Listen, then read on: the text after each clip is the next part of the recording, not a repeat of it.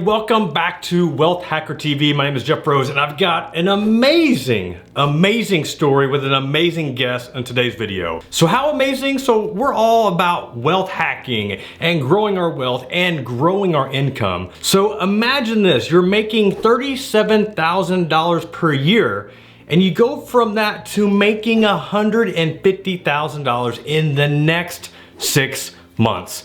Would that change your life? Would that rock your world? Well, it probably would, and it did my guest. We're gonna find out his story and a whole lot more right now.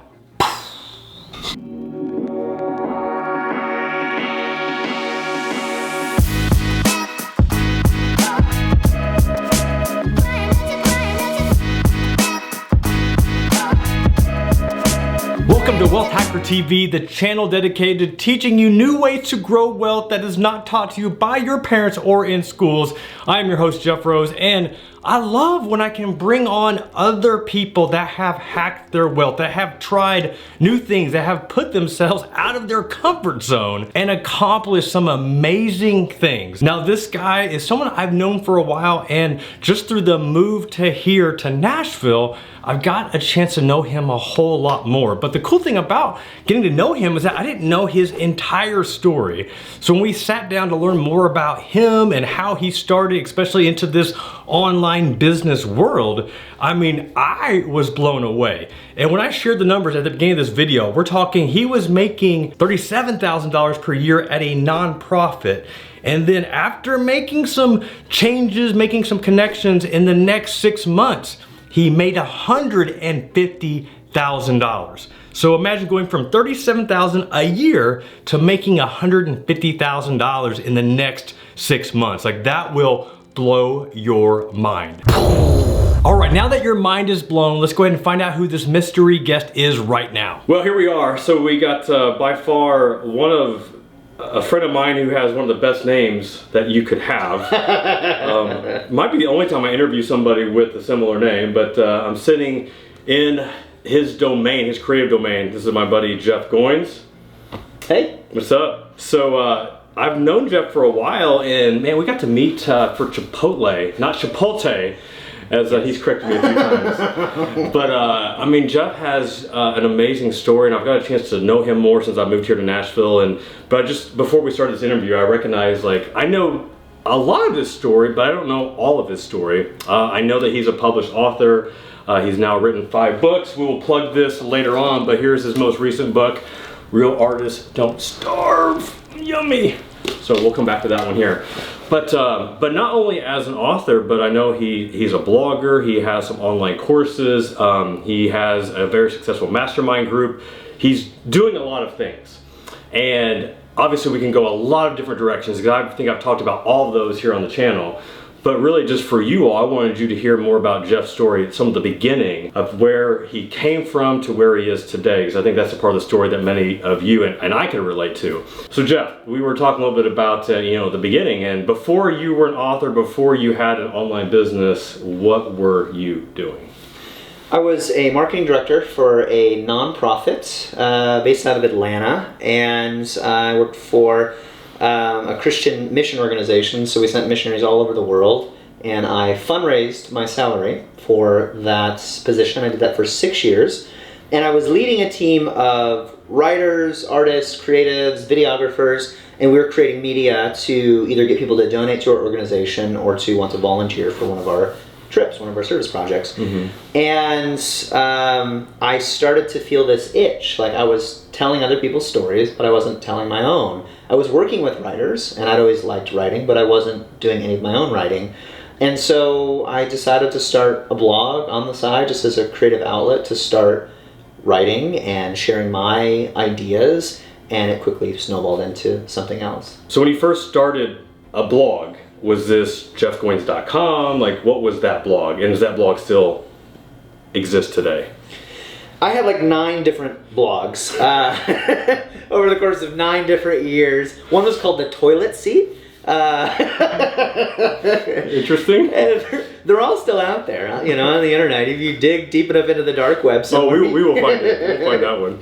I just started a free blog at called goingswriter.wordpress.com. As I got more serious about that, I bought goingswriter.com, and it was just a personal blog where I was talking about leadership, business, marketing, writing, just everything that I could think of. I was just throwing stuff against the wall.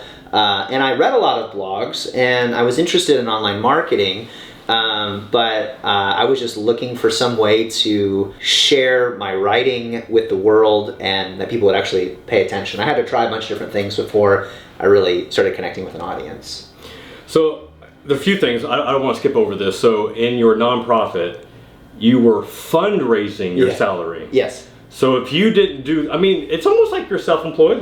You had to go out and raise your money, right? Raise the way to get paid. Yeah. I don't think I've even heard of that concept of having to fundraise your salary. Yeah, it's very, very common in the world of ministry and nonprofit organizations. Basically, it allows you to keep the overhead of the organization lower. So every donation can go, or a higher percentage of every donation can go to whatever the work is. But yeah, I basically had two jobs. One was I had to do my job. Two, I had to fundraise. Some of my salary was subsidized, but I had to fundraise a percentage of my salary, meaning I had a support team, a group of donors that were giving me the organization just so I could feed my family. Wow. Wow. Okay.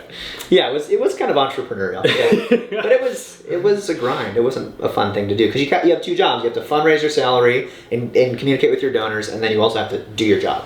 So you're fundraising your salary. You start a blog, and 15 people a month are maybe reading it for a while. But then, Did you start growing a readership? Like what was that next step for you? Whether it was monetizing that blog or working on your first book. The first thing I did, which seems kind of counterintuitive, before I had the blog, before I started writing and trying to grow a subscriber base, much less figure out how to make money off of this, is I just started meeting people who were doing this kind of work. And I have lived in Nashville for 12 years, and I noticed when I first moved here that there were all these bloggers, authors, social media influencers, whatever you want to call them, personalities, that I followed online, and I was like, I think I could do what that person does. We all kind of think this, or they're not that good, I could totally do that. But I had this envy towards them, and for a long time it just kind of led to this, bitterness and frustration, what are they doing that I'm not doing? And then one day I was looking at Twitter, and I was following all these bloggers that were doing the kind of work that I wanted to do. They were writing, and people knew who they were, and they were published authors. And I thought, what are they doing that I'm not doing? And I realized the one thing, there were lots of things, honestly, but the one thing that I knew for sure that they had that I didn't have is they knew each other. They had a network. I saw all these authors and bloggers posing in a picture together. Oh, wow, yeah. And you know what this is like when you become a part of a scene. This is what I call it. And every city, every place has its own scene, which is a group of people and a place. When a people and a place come together, you've got a scene. And I wanted to be a part of that scene. And I realized it was happening in my own city. And here I was sitting on the couch going, oh, I could do that. And so before I even started the blog and got really serious about the writing, I started reaching out to local authors, bloggers, people doing the kind of work that I wanted to do, offering to buy them lunch, take them out to coffee. And plenty of people said no, but some of them started saying yes. And what I did, and I don't know that I was super conscious about this, but looking back, I realized I was beginning to build a network. And the network was simply people that would, meet me and answer a few questions.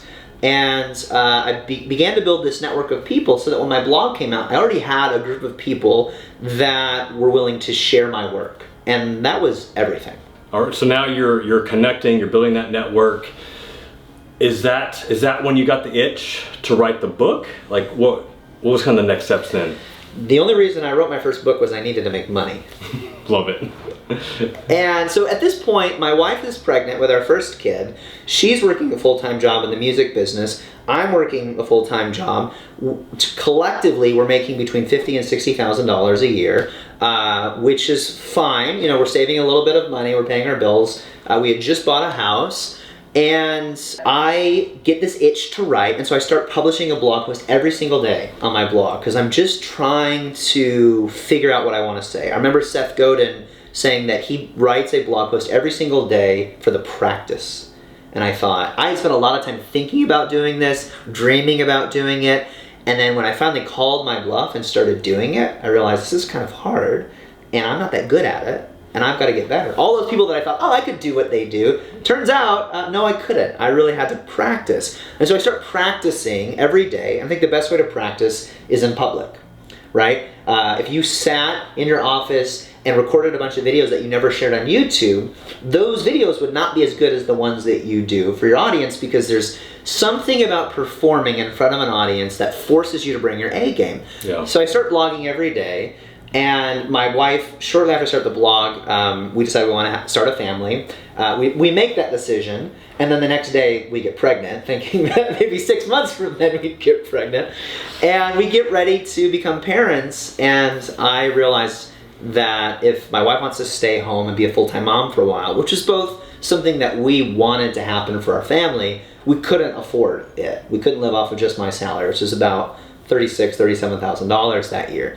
And so I keep hearing about ebooks and self-publishing, and I had a friend who wrote and published an ebook and made $40,000 in the first 2 months. Wow. And so I go, well, I'm going to try to do that. And that's how the first book came about. And was this a friend that you had met through your connection, outreach, and networking and all? Yeah. Wow. Yeah, and a quick sort of lesson on that is when I would reach out to people, I quickly learned that you don't reach out to pick people's brains, Thank you for saying that.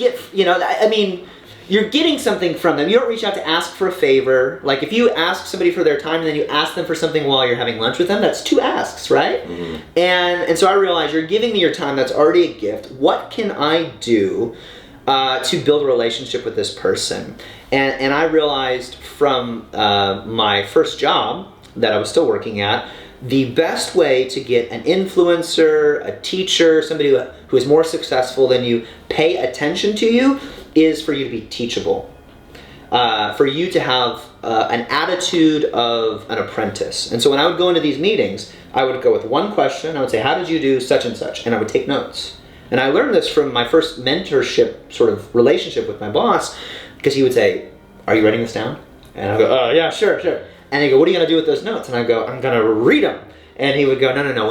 Anytime you meet with somebody whose time you've asked, you should always bring a notebook. You should write down as many things as you can that they say, and then you should immediately email them afterwards, letting them know what you're going to apply. Here's what I got out of this meeting, and here's what I'm going to do.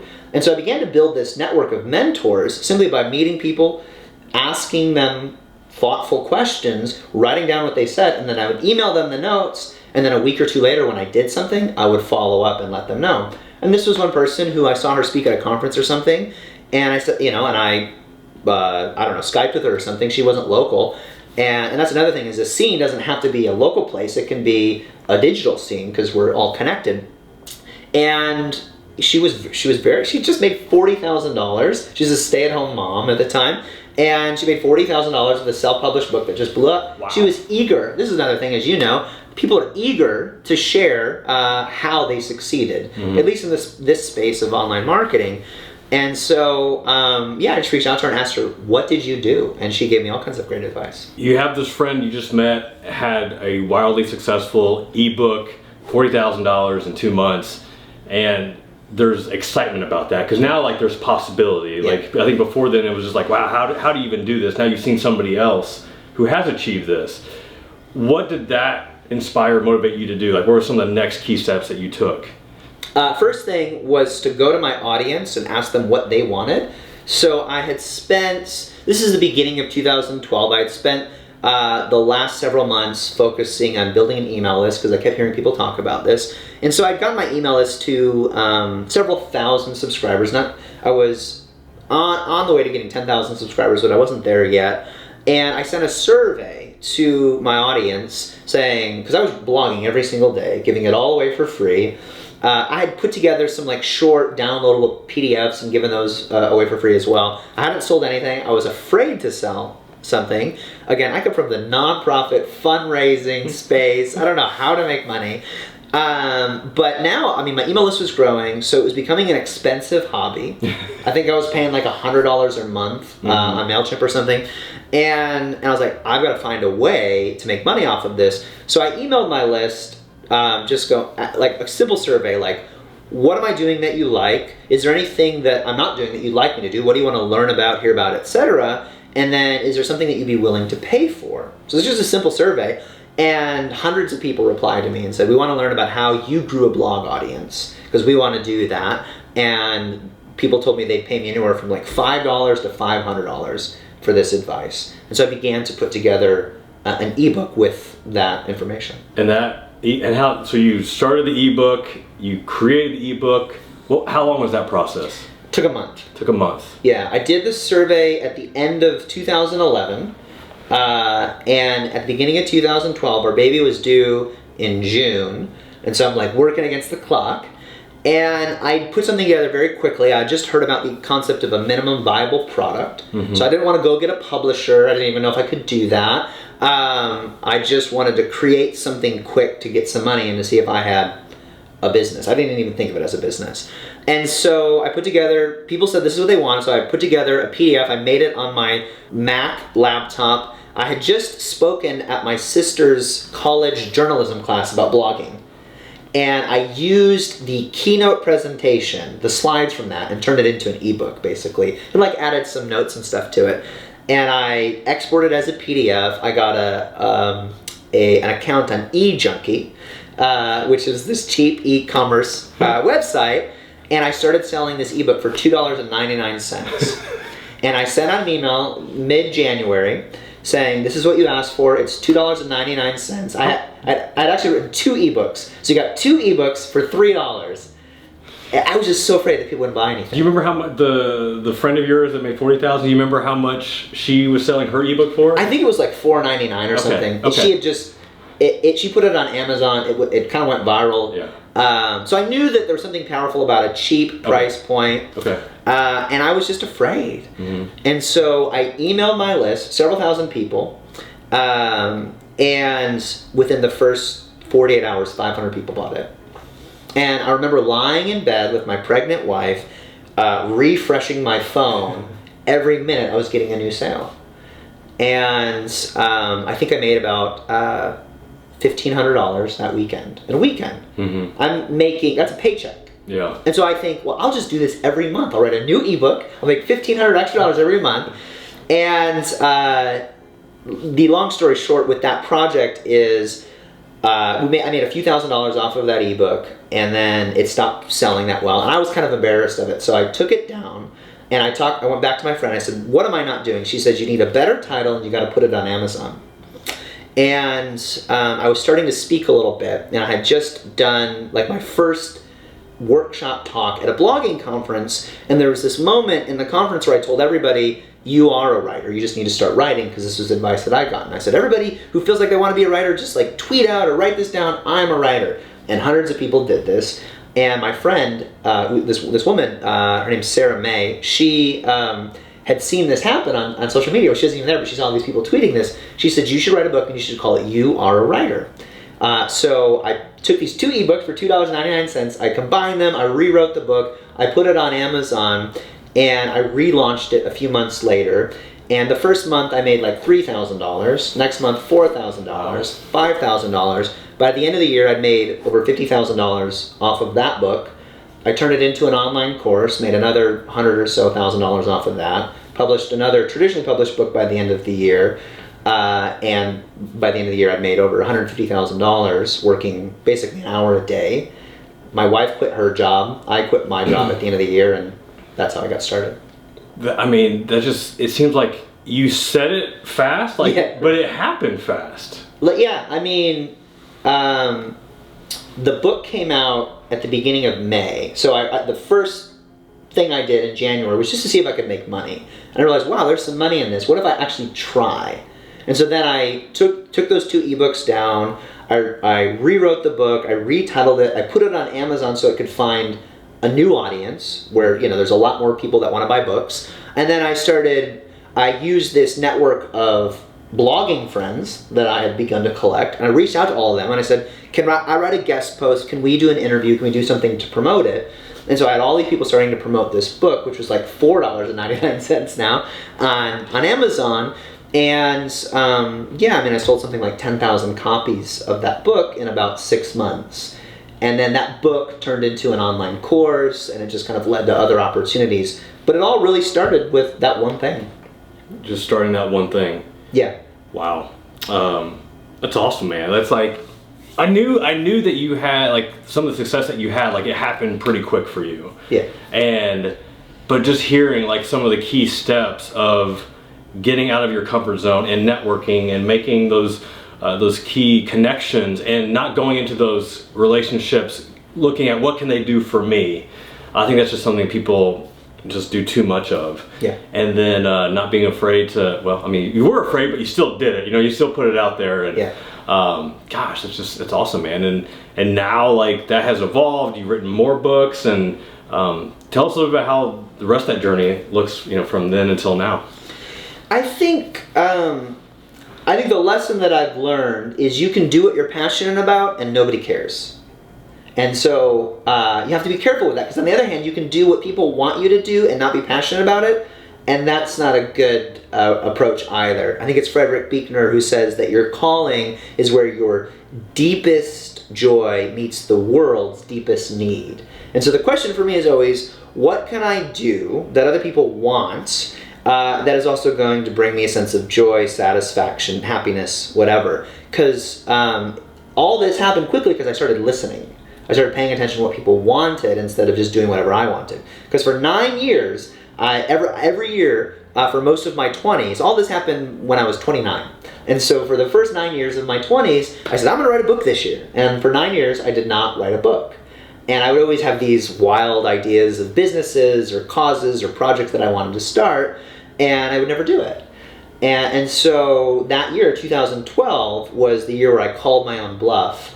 And I said, well, what if I didn't think I knew everything? And what if I started studying what other successful people were doing that I wasn't doing? And what if I just started paying attention to what people were actually paying for and what they wanted? And so I've been doing this for 7 years now. And the first question that I ask is, what do people want? Not what do I want to do, which I think is a discipline. I had to learn how to do that. That's what smart entrepreneurs do, is they look for the demand. Because if you can find demand, then you can ask the question, can I bring my passion to this? But if I have a passion, there's no demand, then it's never going to work. And so I'm looking for the opportunity, looking for the demand, and then asking, can I get excited about that? And if not, I don't pursue it. But I think one of the reasons I've been able to continue doing this is I continue to look for new opportunities, both as I write books and basically teach online courses for writers, and then we host some events and things like that, as I'm constantly asking the question, what do people want right now? What do they need? And can I bring my skill set and passion to that to meet that need? So right now you've got your latest book, Real Artists Don't Starve. This is your latest project. Tell us more about the title and what went into this book. So over the years, I've met two groups of people. I've always considered myself creative. I play music. I used to act in plays. Any non-athletic thing you could think of, I did, because I sucked at sports. And so this is the things that I did. But I was always creative. And for the most of my life, I always heard people say, that's great, but you can't make any money off of that. And I thought that too, about being a writer, being an artist. And my first year out of college, I toured with a band all over North America. We played a bunch of shows in Taiwan. We were big in Taiwan. We got chased by schoolgirls down the street in Taiwan. I felt like the Beatles. And in America, nobody cared who we were. But I toured for a year. We didn't make any money, but we'd stay in people's homes whenever we would go to a new city to keep the expenses down. And people would tell me, usually middle-aged, married with kids, people would say, it's great that you're doing this now while you're young, because when you get older, you'll have to be responsible and you can't do this sort of thing, play music.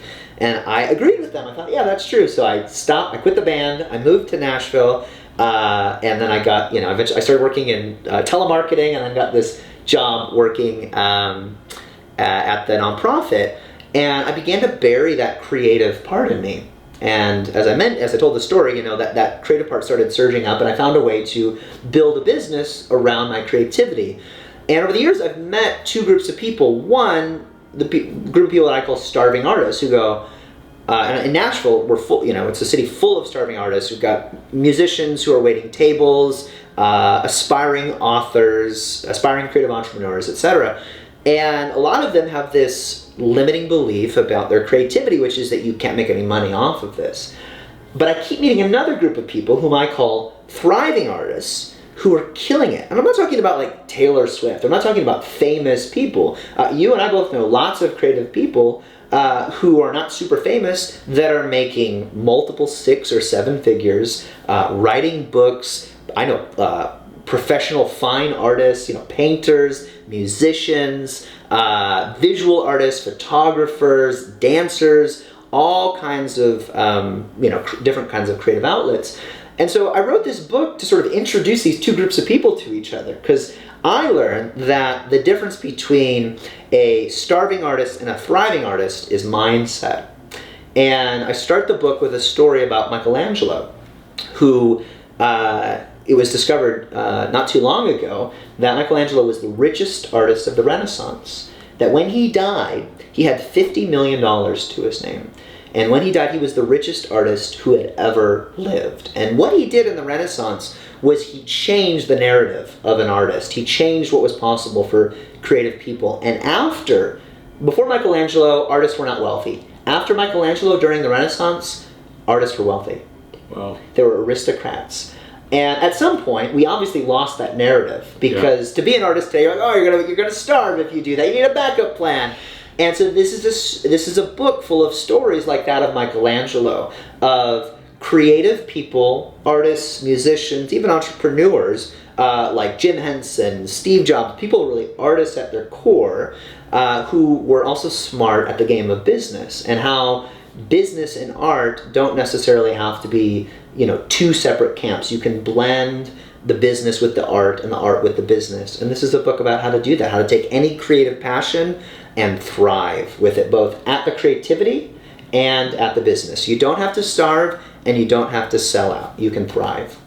Isn't Jeff's story amazing? Like, I put myself back whenever I was making about $30,000, $40,000 per year, and just what that would have done to my life. I would have went from that to making $150,000 over the next 6 months. Like, are you kidding me? Like, I can't even fathom like how much that would have impacted me.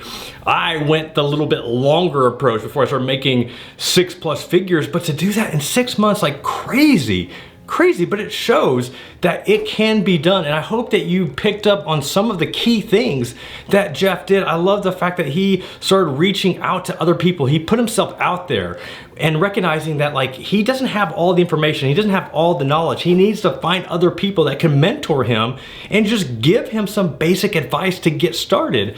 Had he not done that, like none of that would have happened. He wouldn't have been a best-selling author. He wouldn't have published 5 books. He wouldn't have left his nonprofit and founded his own business, which he's still running today. Like, it is just so fun and exciting to hear how successful he's been and fun to watch. And the cool thing is, like, he's not done yet. So hope you enjoyed learning more about Jeff's stories. Please pick up his book, his latest book, Real Artists Don't Starve. He's an amazing author and a super cool entrepreneur. Hope you enjoyed that. Pick that up. If you want more interviews like that, let me know, because I love to bring on other people on here to share their wealth hacking journeys. Like, Jeff's story is unique, but man, there's so many more unique ones out there, and I can't wait to feature them on a future video here. All right, y'all. Once again, Jeff Rose reminding you that it's your money, it's your life, and only you can make it awesome. Until next time, peace.